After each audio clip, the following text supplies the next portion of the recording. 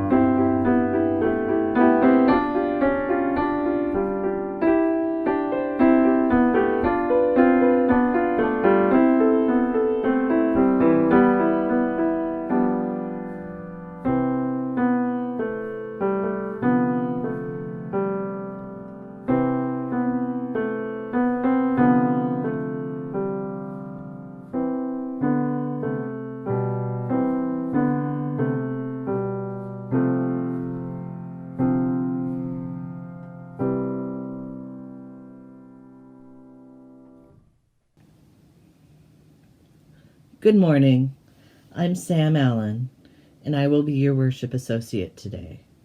Our first reading comes from 1 Corinthians 13, Love.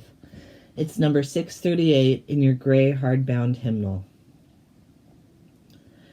If I speak in the tongues of mortals and angels, but do not have love, I am a noisy gong or a clanging cymbal.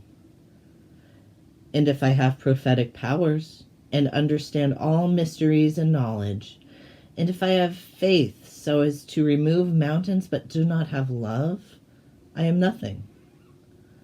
If I give away all my possessions, and if I hand my body over to be burned, but I do not have love, I gain nothing. Love is patient, love is kind. Love is not envious or boastful or arrogant or rude. It does not insist on its own way. It is not irritable or resentful. It does not rejoice in wrongdoing, but rejoices in the truth. It bears all things, believes all things, hopes all things, endures all things.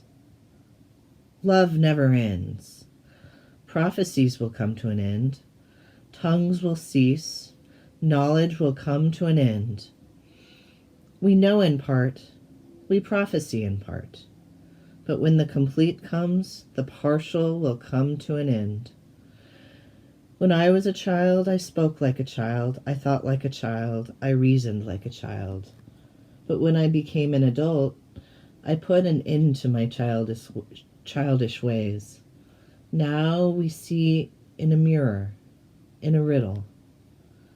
Then we will see face to face. Now I know in part, then I will know fully.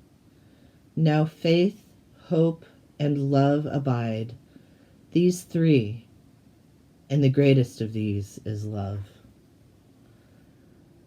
And now for a chalice lighting. This is number 461 in the gray hardbound hymnal by Reinhold Niebuhr, We Must Be Saved. Nothing worth doing is completed in our lifetime. Therefore, we are saved by hope.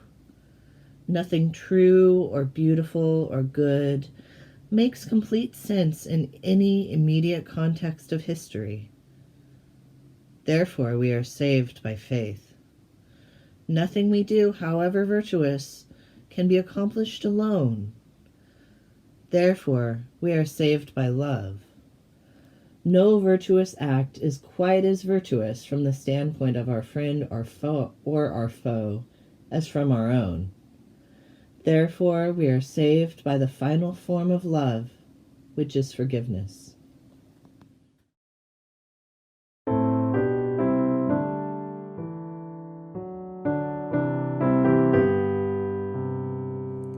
Though I may speak with bravest fire, and have the gift to all inspire, and have not love, my words are vain as sounding brass and hopeless gain. Though I may give all I possess, and striving so my love profess, but not be given by love within, the prophet soon turns strangely thin. Come, Spirit, come, our hearts control, our spirits long to be made whole. Let inward love guide every deed. By this we worship and are freed.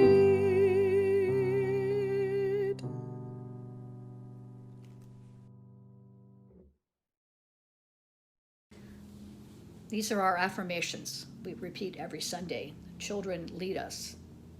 We believe in love. Love is the only doctrine of this church. We believe in truth. The quest for truth is our sacrament. We believe in helping others, and service is our prayer. We believe in the sacredness of life, to dwell together in peace, seek knowledge and freedom, serve humanity in fellowship, and cherish the earth and its creatures. This do we covenant, each with the other. Today's story is What If Nobody Forgave? By Marcia Marshman. It's from a book called What If Nobody Forgave and Other Stories that was compiled by Colleen M. MacDonald. In a land far away, a wise old man knew a great deal about people because he'd traveled from place to place, arrived at a strange village.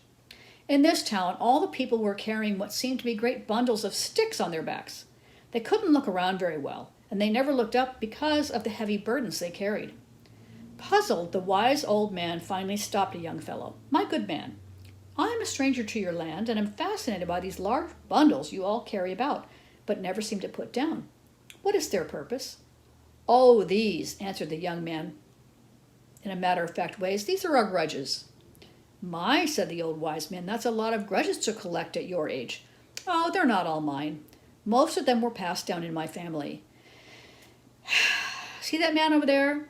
I have quite a lot of grudges against his family. His great-great-grandfather called mine a horse thief when they both wanted to be elected mayor." The wise man looked around and shook his head sadly. "You all look so unhappy. Is there no way to get rid of these burdens?" "We've forgotten now," said the young fellow, shifting his load a little. "You see, at first we were proud of our grudges. Tourists came from miles around, but after a few years, Grudgeville became a dreary place. Nobody came, and we had forgotten how to stop holding our grudges." "If you really want to get rid of those grudges," said the wise old man, "I think I know 5 magic words that will do the trick." "You do?" asked the fellow hopefully. "That would be a miracle."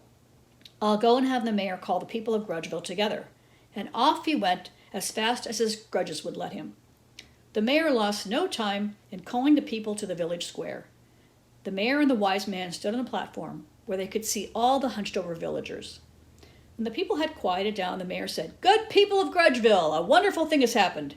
A very wise stranger has come into our town. He says he can tell us the magic words that will rid us of these grudges we have carried for generations.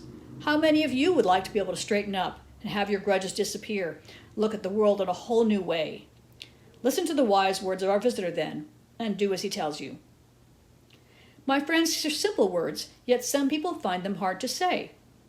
I think you have the courage to speak them. The trick is that you must say them to each other and truly mean them.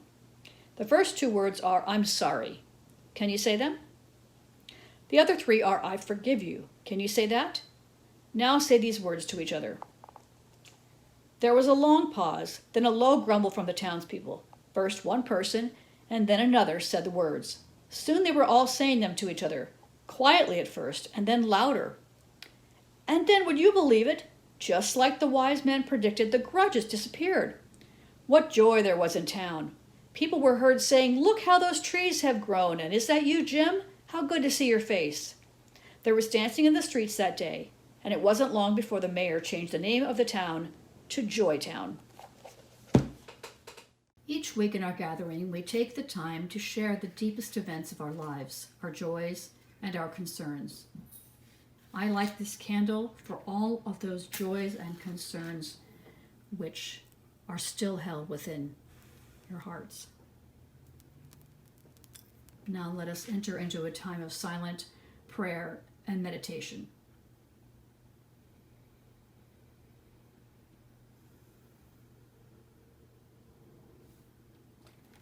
Let us open our minds and hearts to the place of quiet, to the silent prayer for the healing of pain and the soft, gentle coming of love.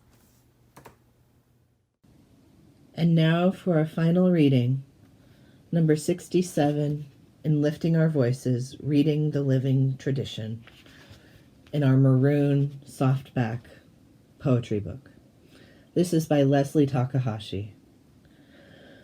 We return again and again to the season of forgiveness.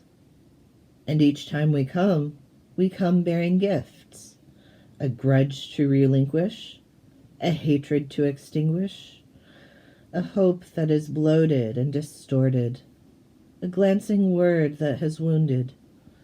Each time we walk the road towards forgiveness, we mutter that we have been here before. When will we remember that forgiveness is not so much an act as an attitude, not so much a duty as a love we give ourselves, as part of the ever unfolding new beginning? At this time in our service, we share our gifts and offerings. We depend on the pledges and gifts for members and friends and ask that you give generously according to your means. Any contributions should be sent to our church office, 2737 Pacific Avenue, Stockton, California, 95207. Thank you.